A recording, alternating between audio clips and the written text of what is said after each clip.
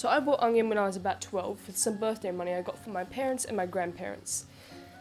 I also bought another convict cichlid and 2 crepensis.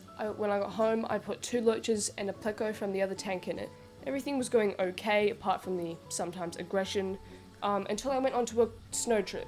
When I got back from that snow trip, there was barely any water left in the tank, and my beloved eel-tailed catfish, who I loved so much, was dead at the top of the tank with little bits of flesh coming off of his body. I was literally just ready to light the entire world on fire. This was actually the worst thing that had ever happened to me at that time. So I put onion and the other convict cichlid garlic into one tub and the crepensis into another, with my loaches and bristlenoses going in with my neon tetras. I ended up giving away the crepensis because I didn't have the space, and garlic died for some reason, so I was just left with onion and the others. Finally, after months of onion being in a tub, my parents found a second-hand tank, around 150 litres, which was perfect for onion.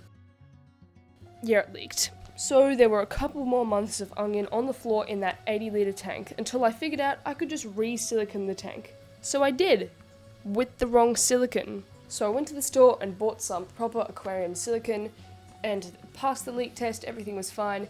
Now I finally had the tank set up and I could put onion in.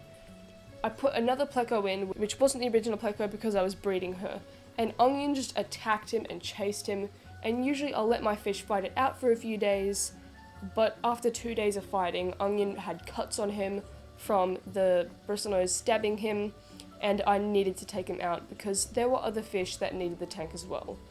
So I put onion in a tub that he could live in. It was a decent sized, and I had rocks and wood in the tub to make it like his natural habitat. It was basically just a plastic fish tank that was on the floor. But a few weeks later, we had a blackout, which ours wasn't as long as a lot of other people because we have solar power.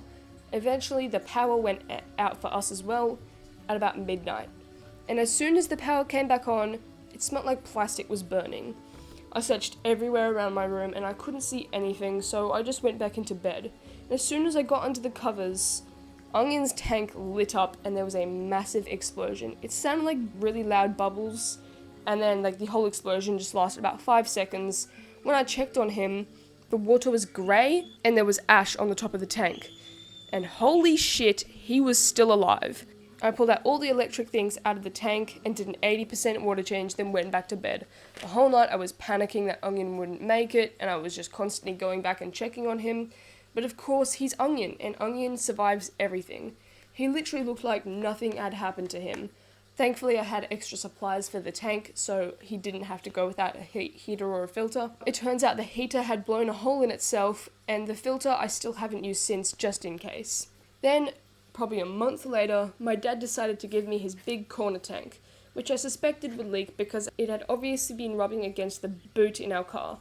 So I did a leak test at first and it did leak, but it was an easy fix. I just re-siliconed that one part.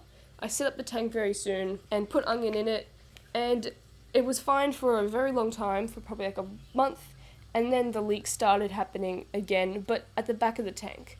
It was a very slow process, so it was hard to notice, but I quickly got to it and fixed it before any proper damage. It's been about 2.5 years since I bought him, and I swear if something else happens, I'm going to throw him out the window. Just kidding.